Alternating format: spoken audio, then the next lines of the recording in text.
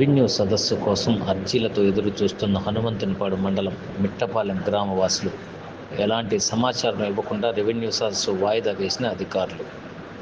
హనుమంతునిపాడు మండలం మిట్టపాలెం గ్రామంలో రెవెన్యూ సదస్సు నిర్వహిస్తామని పత్రికల్లో టైం టేబుల్లో ప్రకటించి ప్రజలకు సమాచారం ఇచ్చి నిర్వహించకపోవడాన్ని ఆంధ్రప్రదేశ్ వ్యవసాయ కార్మిక సంఘం జిల్లా ఉపాధ్యక్షులు వెంకటేశ్వర్లు తప్పుపట్టారు. వెంటనే గ్రామంలో రెవెన్యూ సదస్సు నిర్వహించాలని డిమాండ్ చేశారు.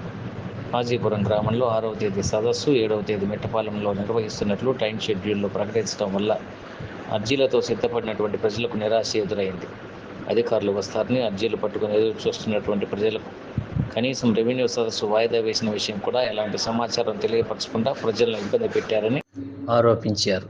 రెవెన్యూ స్థాయిలో హాజీపురం, మిట్టపాలెం ఉమ్మడి రెవెన్యూ కావడం వల్ల తమ గ్రామంలోకి అధికారులు వస్తున్నారని, హాజీపురం, మిట్టపాలెం గ్రామవాసుల సమస్యలు ప్రభుత్వ అధికారులు తెలుసుకొని పరిష్కరించవలసిన అవసరం ఉందన్నారు. ప్రజలకు సమాచారం ఇవ్వకుండా మధ్యంతరంగా వాయిదా వేయడంపై అధికారులు వివరణ ఇవ్వాలని బడుగు వెంకటేశ్వర్లు డిమాండ్ చేశారు.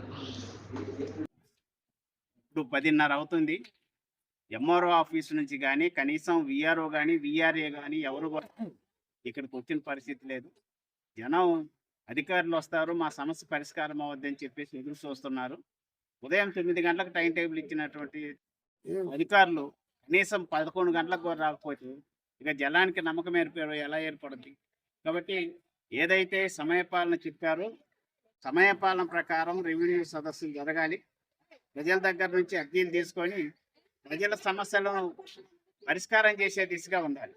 అంటే అర్జీలు తీసుకొని ఏదో మేము చేస్తామని వెళ్ళిపోవడం కాకుండా గవర్నమెంట్ చెప్పినట్టు 45 రోజులు, ఇవాళ మేము అర్జీ ఇస్తే 45 రోజులు మీకు సమస్య పరిష్కారం చేస్తామని చెప్పారు.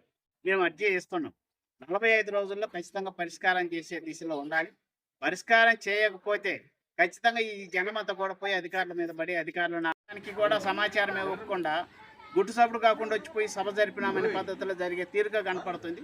దీన్ని ఉన్నతాధికారులు జోక్యం చేసుకొని సవరించాలి.